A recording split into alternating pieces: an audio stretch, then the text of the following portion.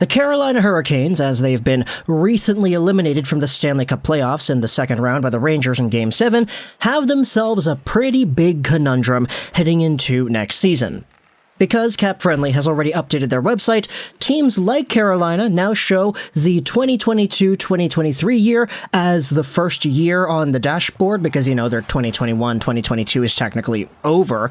But, based off of how the Hurricanes and their team is structured today, they have themselves $19.35 million in cap space.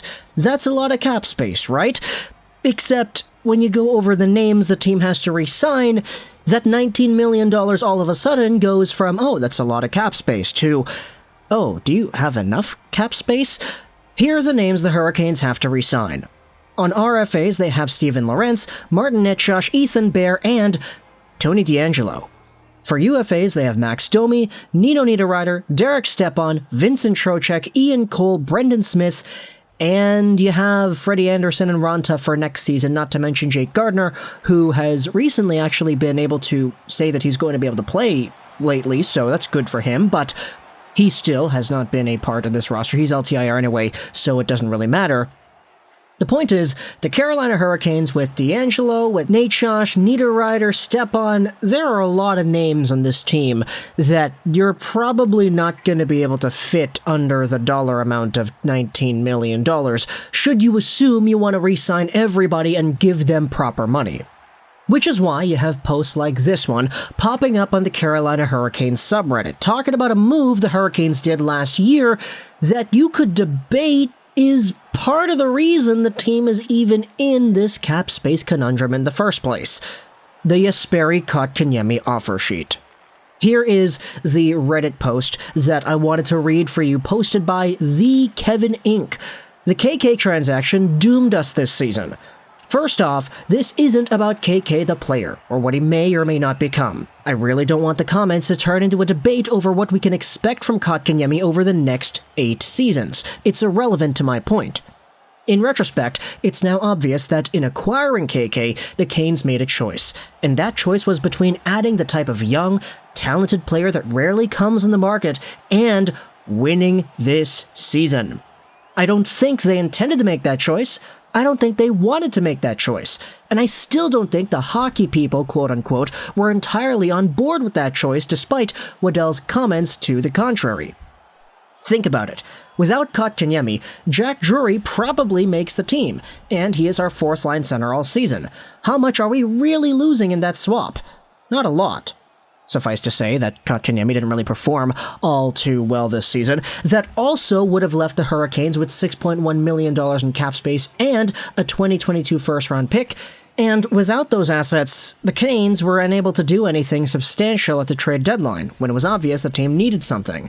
By handcuffing themselves in the KK deal, then playing him on the fourth line, the Canes basically turned the 2021-2022 season into a transition season instead of a window-open season. Now that's a really, really interesting idea.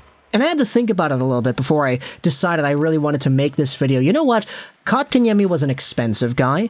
Kotkaniemi cost the team assets to get. But had you not acquired this player, and had you not spent the cap space, given up the draft pick compensation, etc., you would have had more opportunity for this season. You would have had a fourth-line center in Jack Drury, whom I've actually been a really big fan of over the past few years. I made a Why I Want video about him back in 2018, if you did not remember. He would have made the lineup, he would have been a lot cheaper than KK, you still would have had that first-round pick, and when you have a good team that has extra cap flexibility as well as extra draft capital in the first round, that gives you an opportunity to spend more at the trade deadline and really pry open your playoff odds heading into the postseason. The only way the KK acquisition makes sense now is that Carolina knew that Vincent Trocheck was gone before the season started. They saw a chance to pick up their long-term number 2 center and they took it. Who knows how it turns out, but one thing is for sure, it absolutely killed this season. Without their first rounder and with no cap space, there was simply no realistic way to make the moves necessary to compete for the cup this year after the Kotkaniemi transaction. So now, we have KK and Drury, who had a lights-out season in the AHL that's still going on, so we can allow Trocheck to walk without panic about our center situation. But we're done playing the second round, in large part because of the flexibility to make moves we lost when we added KK. Maybe it will turn out to be worth it, but I'm still struggling with the idea. It just didn't seem to fit the plan then, and it still doesn't. I felt a weird vibe this season that started with the KK thing and ended with Tripp missing the playoffs. Now, there are a lot of comments on this post arguing about this idea. The first comment says that, hey, I agree with the idea that the Canes turned this season from a window-opened season to a transition season, but I also feel like most fans felt that too. I never got the feeling that this is our window, rather I believe our window is just now opening. It's going to be another weird offseason, but I'm at least optimistic about the next season and beyond. There is a level of optimism right now, even after the BS second-round exit. You gotta remember that the team still went out there and actually progressed further than they had been before. And there are a lot of other comments going out there and saying the same thing, that yeah, this team has themselves a window that is opening now, and a lot of the players on the team, Kotkaniemi included, are going to help the team as they progress upwards. Now, I see a little bit of Vancouver from 2020 in this squad, wherein you do have the young players, the Petterssons and the Hugheses and all of them, doing extraordinarily well. But when you lose out on your Tanevs and your Markstroms and your Toffolis in free agency, the holes in your lineup really get exposed. Now, I don't think the Carolina Hurricanes are going to go out there and make the same mistakes that Benning did. You're not going to sign Tucker Pullman, you're not going to sign Travis Hamonic and all that and rely on those guys to be your main defensemen, but there still is somewhat of a backtracking that the Carolina Hurricanes, I believe, can exhibit, mostly due to cap constraints and Kotkaniemi being a big part of that. You see, this post, the KK transaction doomed us this season, was posted from the Canes subreddit over onto the Canadian subreddit, and some of the comments here say the same thing. Yeah, it could have really damaged the team long-term cap-wise. They royally messed up their internal cap. How do you expect any of the pending RFAs or UFAs to take a more team-friendly deal when you have handed the bag to someone who has not proven at any point in his career so far to be worth that money and was noticeably worse than most of that roster? Which is why the memes pop back up again. Oh, Jesperi Kotkaniemi was only really signed to an offer sheet because, you know, the Hurricanes wanted revenge on the Montreal Canadiens, and the Hurricanes felt salty about the Aho offer sheet a few years ago, and Kotkaniemi was just their way of getting back. Now you're locked into a contract that isn't huge. $4.82 million is not the biggest contract in the world. However, it's a long one. It goes until the guy is 30 years old, or he'll be 29 when the contract expires because he's born in July, but this is still a player that only scored 29 points in 66 games this season. He also only had 2 points in 14 games in the playoffs. So you really needed to make sure the moment you signed not only the offer sheet, but the extension, that this was going to be your guy.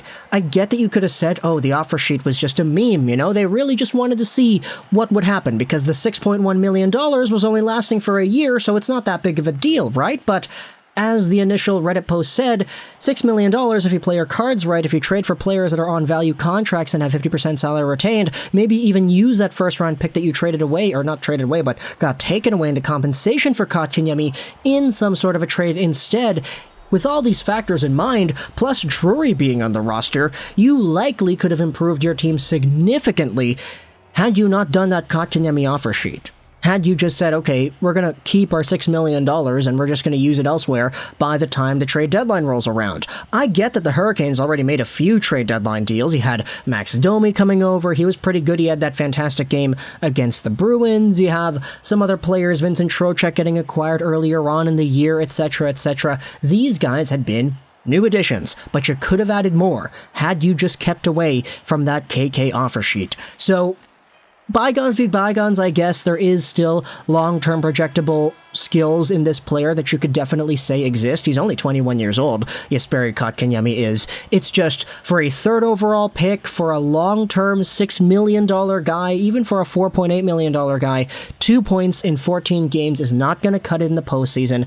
29 points in 36 games. Let's do the math. Over 82. 29 divvy 66 times 82.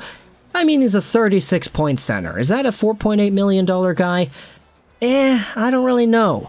If you're a Montreal Canadiens fan, let me know in the comments all your thoughts about that idea. I hope you enjoyed this video. And Bye.